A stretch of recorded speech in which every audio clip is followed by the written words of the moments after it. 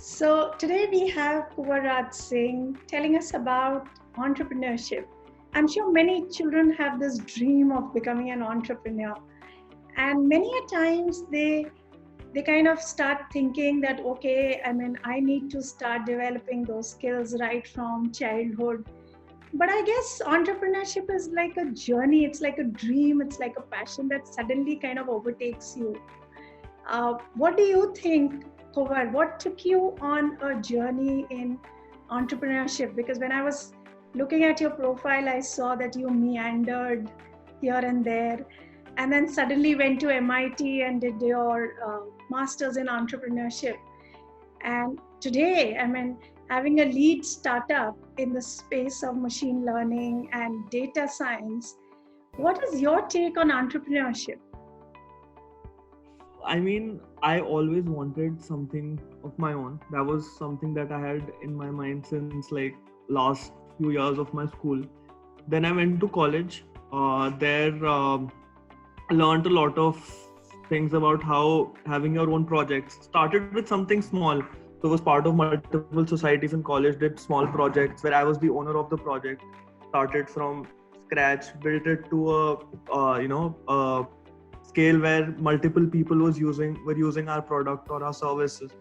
Then after graduating from college, I worked as a consultant for 1 year, and that was majorly working with larger enterprises, helping them scale into newer markets, foray into tier 2 tier 3 cities in India, getting international companies to set up their offices in India. So that's where I realized that there's a huge opportunity in helping these organizations make sense of the data that they have,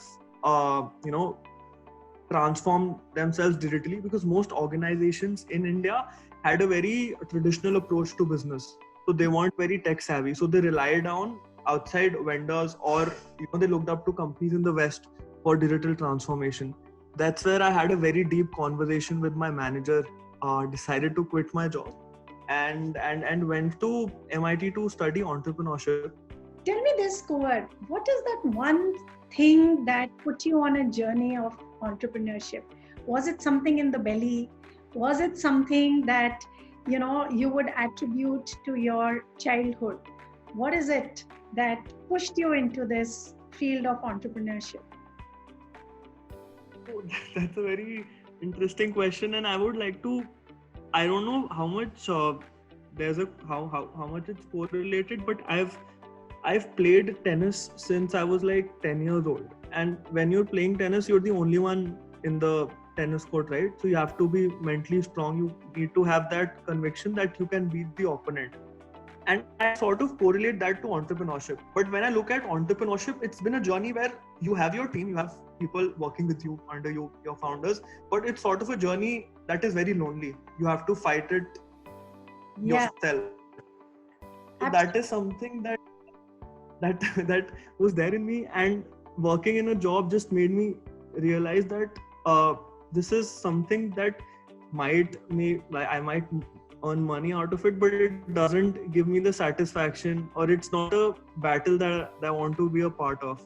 So that is where I took that tough decision. So Invoid wasn't there when I quit my job. It happened after I quit my job. So that is one thing that I really like, starting something, building it from scratch, and having to do it myself without a lot of people to, be there. You need people, mentors, investors, everyone, customers, but that is something in entrepreneurship. The journey is yours.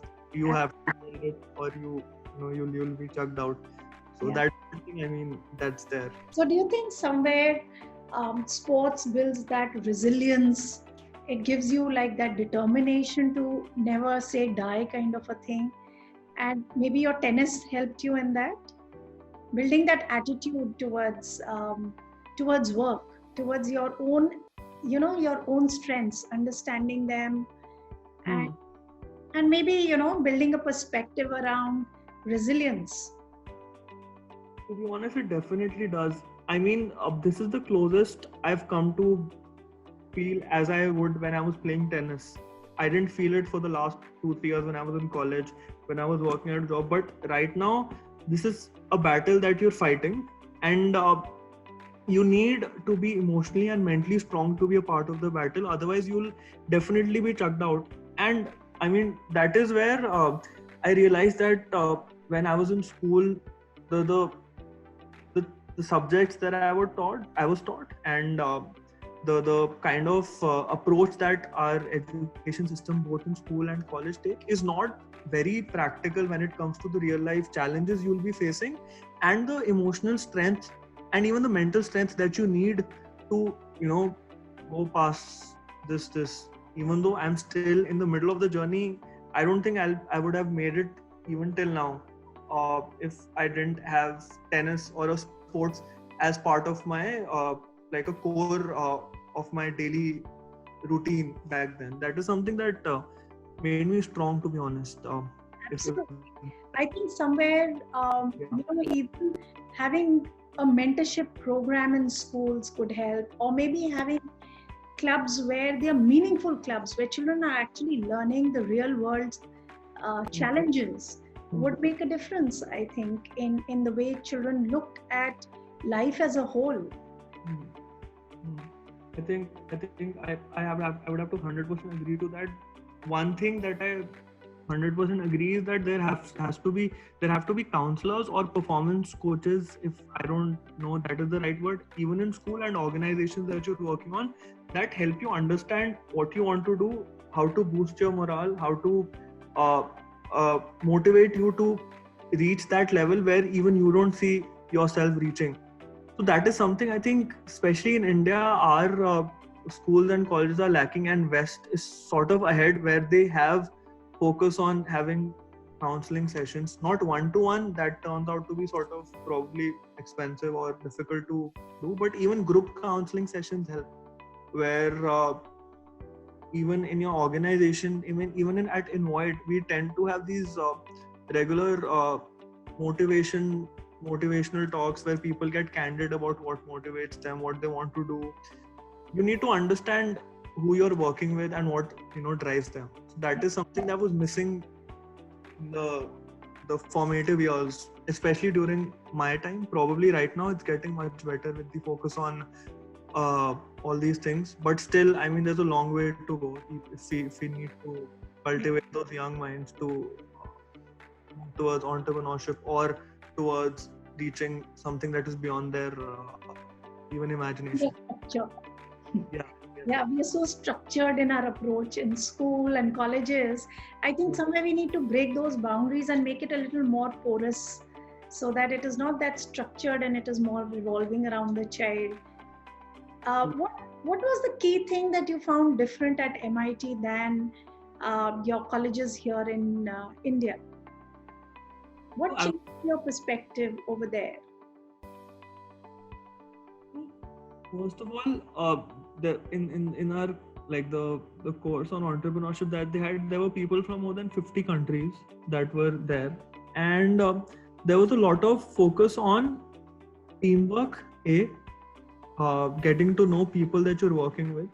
So even if it's a school project or a college project, when you're working in teams, you have a lot of there are a lot of dynamics that you try to understand. Probably someone is an expertise here, someone is good at this, someone is a good people's person. So you need all those things in your team to make a successful team or a project. So that was one thing. That was they gave a lot of focus on the people that you work with, on the team, and having complementary skill sets with people that you're working with. And that is something that we did subconsciously during our college projects or during our school projects. But when it comes to the real life scenario, when it's your startup or when it's your team at a corporate, you realize how important it is to have complementary skill sets, to work with people who inspire you, to be a good leader. So those are some things that is only possible when you do something at a practical level. It's theory won't teach you that. Days in school, there was a clear distinction between theory, education, and the co-curriculars. Yeah. So if there is sports, there is debating, I don't know, there are Olympiads, all those things that were a part of our school co-curricular activities, and then there was education classes and theory. There was a distinction between these two. Yes. If those two could be combined, let's say, schools make it a point that 40% of the curriculum is theory, the rest 60% is practical approach, but that is derived from the theory that you're teaching, and it is not completely separate. Basically propose that in everything that I'm doing, because I feel that real world experience, if it can be blended with the theory aspect, with a concrete structured program, I think that can really make a difference. And then we have mentors coming from every industry to help children identify their passions and start growing with their passion. That was a very interesting point. In when you talk about mentors, right? In school, versus my college, or versus the mentors that I'm engaging in right now during this journey, we have like 3-4 mentors who are helping us in our startup. So even during school, if there were people who were actually sort of industry leaders, that is a small part of the college life, but that doesn't really happen in school. It didn't during my time. I don't know if things have changed, and let's say tomorrow, some AI leader had to come to my school and talk about some things, I would definitely be more motivated, try to get outside my comfort zone, work on things that actually matter. The difference is, when I was in school or in college, I didn't know what happens in the professional world, or what will happen when I get out of this bubble that is my college or my school, and I'm just put amongst the rest of the people. There was something that because I think somewhere we are all creating children who are living in a bubble, and that bubble kind of just separates you from the real world. And I would say, like, if a mentor, suppose if a child who's interested in astronomy or rocket science, and he has something like an Dr. Abdul Kalam coming to his school and talking about it, imagine the kind of aspirational boost he would get. I'll give you a very personal example, right? This thing is absolutely true. So right now, well, in at Innoid, we are selling software to enterprises, right?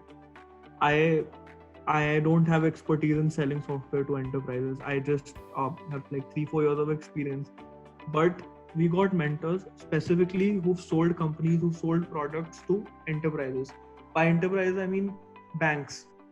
I don't know what banks look for in software, and they're buying them, right?